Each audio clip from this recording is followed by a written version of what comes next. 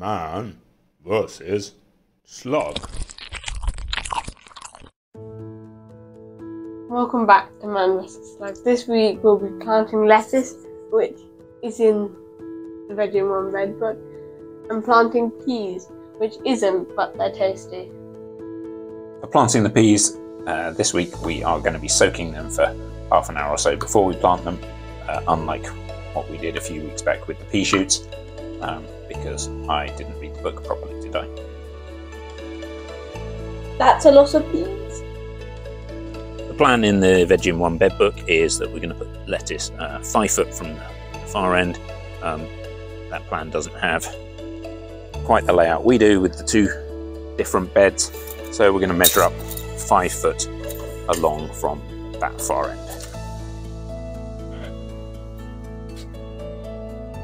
No, here, 90. 90 and 60. There? Yeah, and one there.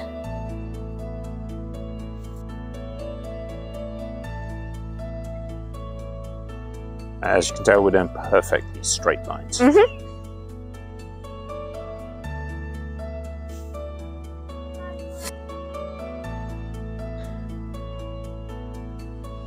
That's the lettuces in. So this space here and a bit here is not in the Veggie 1 bed book, so we're going to have the peas here and here going in like a triangle. Either side of the sleeper, yeah? Yeah. Great, so let's go and grab some peas that should have been soaked.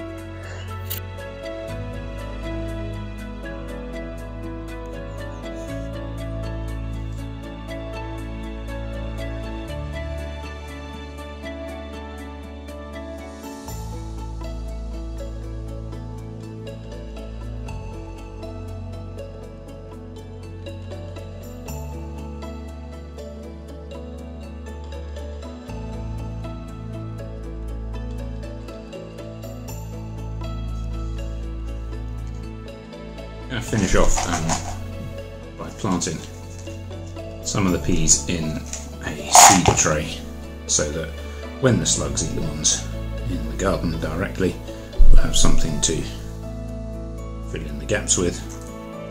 I was thinking of doing the same with the lettuce seeds. I've got so many peas, I think I'll probably end up filling this entire seed tray. I'd always assumed that you chitted potatoes in the dark because potatoes always seem to do so well in the back of the cupboard in the kitchen when we forget about them, in growing shoots all over the place. But it turns out I was mistaken. So the potatoes haven't been doing so well in the garage. One of our loyal subscribers a couple of weeks ago pointed out that we should be chitting these potatoes in the light, not in the dark. So now it's time to move you potatoes. This is my my workshop, needs a little bit of tidying. Looks out into the greenhouse. I'm going to be putting the potatoes in here to chit now. Put them in here rather than in the greenhouse, because the greenhouse, when there's direct sun, can get actually quite hot. So I think they'll be at a better temperature in here, and we shall see how they get on. Last week I suggested we would talk about differences in germination with the tomatoes here. Just to facilitate our discussion, let's label the rows sort of A from nearest the window through to E furthest from the window. Initially, all of the tomatoes were towards the window in rows A, B and C, and they didn't seem to be germinating. The window's actually quite cold despite being double glazed. So I moved them all over. So row A was in the place of row E, row B was in the place of row D, and row E currently was in the middle in row C. And the reason I did that, as you can see, is that it is overhanging a radiator, so there's a little bit of extra warmth going to rows D and E. I think it's quite interesting to see that that extra warmth caused these to germinate first. I then moved them back over to the window so they could get some light.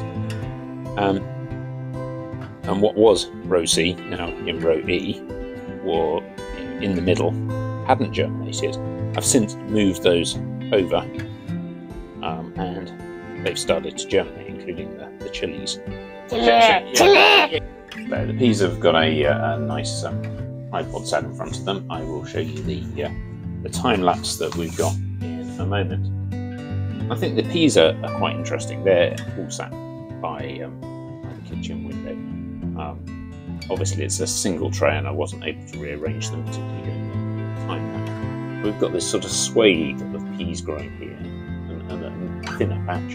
And then this area here, which has barely got any germinating. They're just starting to germinate. They're quite substantially behind the rest of the peas. Now, the peas have all had pretty much the same temperature, and there's not a lot of variation, all in a small space there. So I think it's really interesting to see why there's this sort of patch of germination. And the only thing I can think is we have the upright for the window here, and that causes a bit of a shadow through part of the day. Actually, where the germination is taking place seems to be where the shadow is, and you'll see that in the time lapse in a moment.